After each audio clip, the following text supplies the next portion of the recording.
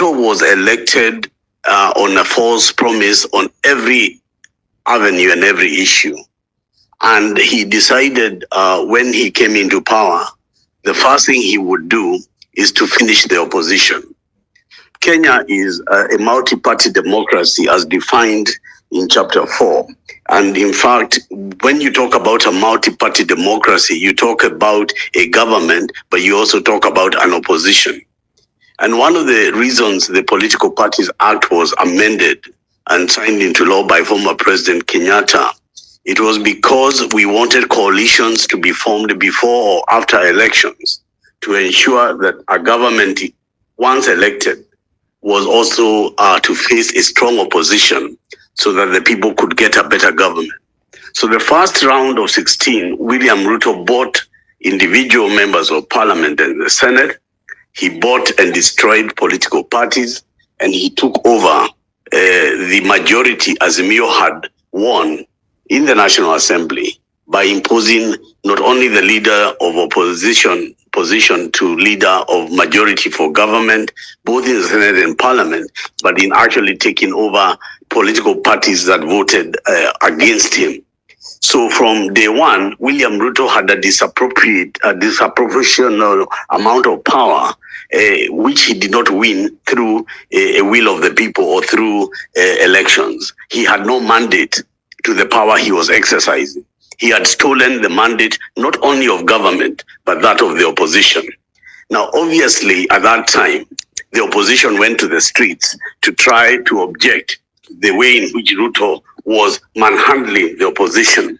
They were tricked into Bomas of Kenya, where they went to watch William Ruto dance, and he danced them to sleep and formed what was called the NADCO report, which was just basically another way of buying time so that the country's passions could go down. And then the Gen Z movement came, and when it came, it took over the agenda of the country. Again, this man, the butcher of Sagoi, was able to use state force. Remember, and Kenyans keep forgetting, as we speak now, Kenya is a military state. The military state, because the KDF, which was deployed during the protest, is still deployed. No rescinding of that order has ever been done, and Kenyans will have forgotten that the military can come to the streets. But Ruto was testing. If I push the democratic needle forward and this country goes into mayhem, what can I do? State police, on top of that, I have the military, therefore I can crush despondency.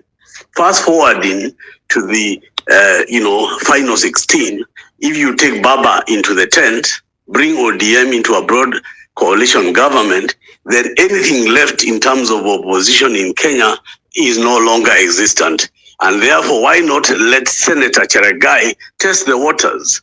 Legwa says that this bill will not meet the threshold of the constitution, but it has got Kenyans talking about how you can extend Ruto's term to 7 years, how you can be able to extend not just him, but the term of parliament. And MPs, once they hear they can be extended, will be all lining up behind him with ODM now in bed with the government of UDA that would pass in parliament. So the question that I want to ask tonight is not really just about the Cheregai bill, but what are we doing to stop William Ruto feeling that he can become another African dictator? African dictators have begun the same way Ruto is going. From Amin Dada of Uganda to Mobutu Sese Seko to Samuel Doe to Bokassa. All of them have begun by testing the constitution and acting outside the constitution. So what I did by starting this petition, I got an able team of lawyers, Legwa Njiru, Kibe Muigai, and so on. And we began to say, let us test, Zakayo in regard to him versus the people, the issue of sovereignty. so that we can be able to make the courts, cornered in one area of law that they find very difficult to get away from. What is the role of the public? What is the issue of public participation? And what is the voice of the people? And therefore, I want to congratulate the judge who entered the judgment on the KICC matter, because that is the first blood we are drawing from Zakayo's greedy veins to show that he cannot dispose of national heritage and monuments at his will. That kind of trend is what we are trying to pursue when we are pursuing the JKIA matter, to say that this is a national asset belonging to the people of Kenya and you cannot do that. If we continue to demonstrate that and we begin to push the courts to their limits, then all these issues, whether it's a 7-year extension, whether it's the sale of JKIA, when all those issues will come back to what about the public, as was the issue of the finance bill of 2024. So I want to say, and I want to say it today without any fear of contradiction, that in the JKIA deal, which will start its hearings on October 17th of this month, coming, we are going to be testing not just the courts, we are going to be testing the country's readiness to test what is public participation. Should we come out in victory of JKIA, I see a time that the country will rise up and believe in the power of the public and believe that the public can actually triumph over Zakayo. And that is where I think this country needs to go. So I want to tell this forum today that we are going to do everything in our power to make sure we save JKIA, because in saving JKIA, we send a warning signal as we enter the quarterfinals with Zakayo that the public will not stop and the sovereignty of the Kenyan people will win and triumph over him. We must of all right now start being very, very critical of the people we are calling were heroes of yesterday. My friend Raila Odinga, who Jimmy and I know well, I want to warn him in this forum, and I want to tell him openly, if you become the man that goes to save Zakayo, you will not only be abdicating your responsibility as an opposition leader, but you will be killing the democratic state that was envisaged by our founding fathers. And this will be a legacy even Jaramogi will not forgive you for. Because the whole idea of fighting for Section 2A under the Moi regime was that we have a multi-party state where opposition parties would hold the government of the day to account. This way we are proceeding is making our citizens go and elect us in elections, which is their duty, and then tell them to manage the executive, to hold it to account and to remove it when they have also elected opposition MPs to do that on their behalf. So I wanted today to change this conversation. This is an important subject because it's dealing with economic pain. Economic pain is actually the whole purpose of any government. And unfortunately for ourselves right now, the government is not being held to account. When the framers of the 2010 Constitution put it together, under Article 4, which declared Kenya to be a republic, there was the provision that Kenya is a sovereign republic under Part 1, but under Part 2, the Republic of Kenya shall be a multi-party democratic state founded on national values and the principles of government that follow Article 10.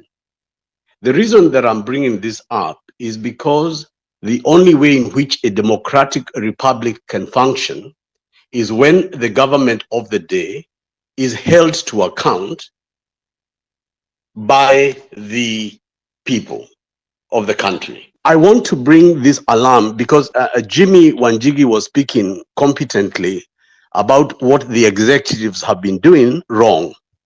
And he was talking about the need for us, the people, to hold that government to account. But the only reason that we are being asked to hold the government to account is because of the failure, complete failure of the opposition. And therefore, we cannot have any discussion about progressing Kenya with only Ruto must go. There must include the removal of this parliament and this Senate, because the President Ruto, when he came into office, his first act was to buy political parties. All of you saw how quickly he moved to do that. And where he could not buy the parties, he bought individual members of parliament. Under our constitution, which is modeled under the Westminster model, the opposition is meant to be an official opposition with equal power to a government so that they can oppose the government of the day in order that the people can get a better government. And the public finances in the consolidated fund are meant to fund that opposition equally as they fund a cabinet and as they fund the presidency, so that at any point the country is having a mirror. Our country is having a dual view, dual highway as to what is happening in the country. And since we allowed Ruto to raid the opposition benches and to actually assume the majority leader in parliament, when actually Azimio won the majority of members in parliament, then nobody is holding Ruto to account. Traditionally, the watchdogs in parliament, the Parliamentary Accounts Committee, the Public Investment Committee, are chaired by the opposition. And the constitution under the Westminster model envisaged that a government cannot police itself. It must be policed by the opposition. And the Attorney General and the Auditor General and all the heads of any corporation or ministry were required to go to either committee for scrutiny, the same way they would have to go if the president was to summon them. And these are the reports, for example, that came during the Goldenberg scandal, during the Moi time, during the Kibaki time, the agro-leasing scandal, and so forth. But now what you have is the executive in full control of parliament, in full control of the executive, and therefore there is no accountability. And the citizens, as Jimmy is saying, we need to educate people, but the level at which we are educating the people means they don't have the access to government records.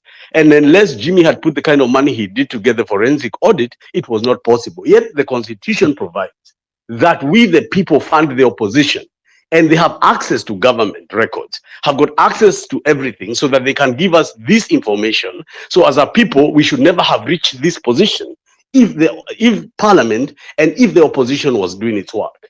Why do I raise this issue? I raise this issue because the Jay-Z revolution of 2024 is very different from the revolutions we had run before against Moi and against the second liberation, let's say. And the reason it is different, they started with the no finance bill by occupying parliament and naming the MPs, tukaende tukasalimie hawa ma MPs. Then what happened is there was equal fear on government MPs as there was on opposition MPs. And it was the panic of those members of parliament because of this revolution strategy that jilted Ruto to say he will not sign the finance bill. It's because MPs went to him and told him we are finished. If we do this, we are gone, and these people will throw us out. So I want to say that, so what are the Kenyan people being treated to? We are being treated to musical chairs of these people who have been corrupted in the system. So it doesn't matter if they're in the opposition or in the government, they are all in one boat. And this is why we must sound this alarm. Because if the MCAs in Eldoret or where that young lady was coming from, I could hear her pain of this Finland money. If all the MCAs of the opposition had taken her clarion call, I can tell you that money would have been paid back by the county. But because the executive is not doing it and the opposition is not doing it, this young girl becomes the advocate of the grandfathers and grandmothers of that area of Kenya. So today I want to say this, and I really hope that Raila Odinga's friends are on this line. Because before this, the only critic of Raila Odinga was Meguna. And I found sometimes he could be excessive in his language. But I want to tell Odinga, after working with him for several years, Kenya is at crossroads. And this particular time, I know you're having resistance from other leaders of Azimio. I want to tell this country why the court rejected BBI. BBI was rejected by 5 judges of the High Court because they said that this was driven by the president and Raila Odinga. It was not driven by the public. It was not people driven. And because it was not people driven, The judges, Judge Ogunda, Judge Ngugi, Judge Nyaga, and Matheka, and all of them said that the only way to alter the constitution is to involve the people and get them to begin the agenda, where the people are only acting because the opposition is not acting. So as Jimmy is saying, if these matters had just also had more people giving Jimmy some space, if there were more leaders in the opposition, if there were more people adding voice and adding, firewood to this fire, this issue of economic rape and economic destruction of Kenya would have reached all of us sooner before we get, from the frying pan to the fire. Why am I raising these things?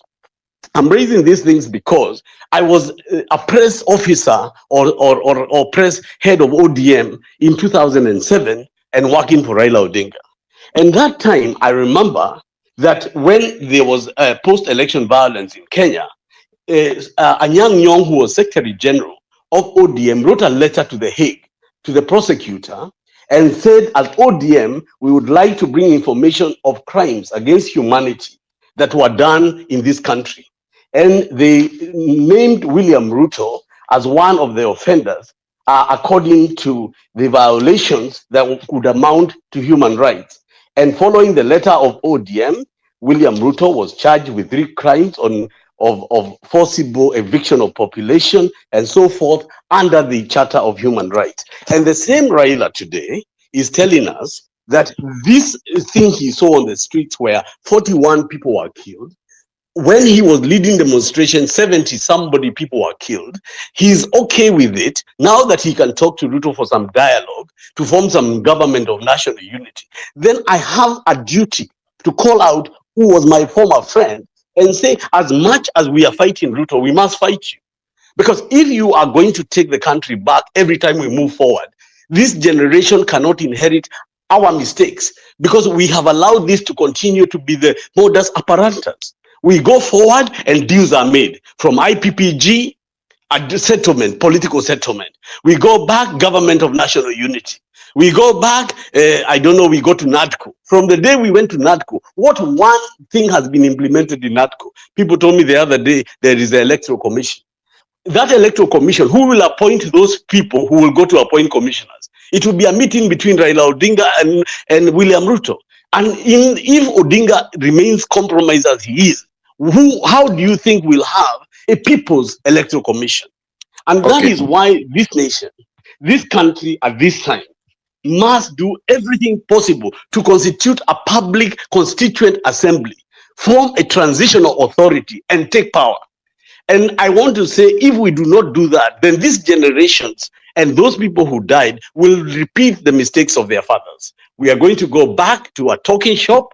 We are going to go back to political settlements. Raila will be the chairman of the African Union. His daughter will be the head of somewhere in Yala, and Kalon, and whoever else will be where. I just want you and this country to understand the dangers we are in. The dangers that we have are not tied to the executive. They are tied to abuse of the 2010 Constitution. As I finalize, I wanted to say that under the 2010 Constitution, Chapter 4 gave the Bill of Rights. And that Bill of Rights, read together with Chapter 1, where the sovereignty is with the people, was put in Bomas of Kenya by very senior people like Yash Guy for a reason, because they foresaw a situation where the government and the opposition betray the people. So in the 2010 Constitution, and Kenya has one of the most advanced constitutions in the world, they put the Bill of Rights, where the sovereignty ran with the people. And to change that constitution, the executive could not manipulate the opposition to change it. And why the BBI was defeated by the High Court is they said if the executive conspires with the opposition to change the constitution, then the public will be have no defense. And this is a preserve only for the people of Kenya. And therefore, I would like to encourage. So my parting comment is that, ambition without knowledge is like a ship on land. And we may be happy saying Ruto must go, but I fear that if we don't change, not just the people who are in parliament, but the way we vote to a tribeless, active, informed election throughout the country, if we do not reduce the cost of leaders, we have 47 counties when we could have 7. We have a woman leader or woman representative who does nothing. She has no duty in the constituency. She has no duty in the county, paid by the public. We've got so many parliamentarians, I don't know how many hundreds, when we could have just 100. We have a bloated system because we said, oh, if we decentralize the resources, governors will be okay. Now we have got 47 centers of corruption. Nairobi County should be a ministry in the government of Kenya because of its enormity. And because it is late in the day and I know many of these people will have things to say, I just wanted to contribute into this conversation that maybe we should have a bird's eye view, a deeper assessment on protecting the democratic state. And it cannot be protected by the executive alone. It must be protected outside the executive as well. Asante sana kwa kutazama Wasource TV. Huyo amekuwa ni Tony Gachoka akizungumzia tu mambo mengi, mambo na Raila Odinga, William Samoei Ruto, viongozi, wanachama mbalimbali na wabunge, senators na watu wengine tu kadhaa ambayo ameweza kuwazungumzia hapo kwenye hiyo audio ambayo umeweza kuyasikia pale kwenye X Space, au sio? So asante sana kwa kuchagua Wasource TV. Kama uja subscribe hii channel na kuomba uweze kusubscribe. Kama uko na maoni niachie hapo kwenye comment section ili tuweze kuwa mbele pamoja. So asante sana kwa wakati wako. Unaweza share, kufinya notification bell ili wakati wote tunapata habari ama vitu kama hizi unakuwa wa kwanza kuzipata. Kama uja subscribe na kuomba uweze kusubscribe kwenye Wasource TV. Hadi wakati mwingine, na kutakia mchana mwema.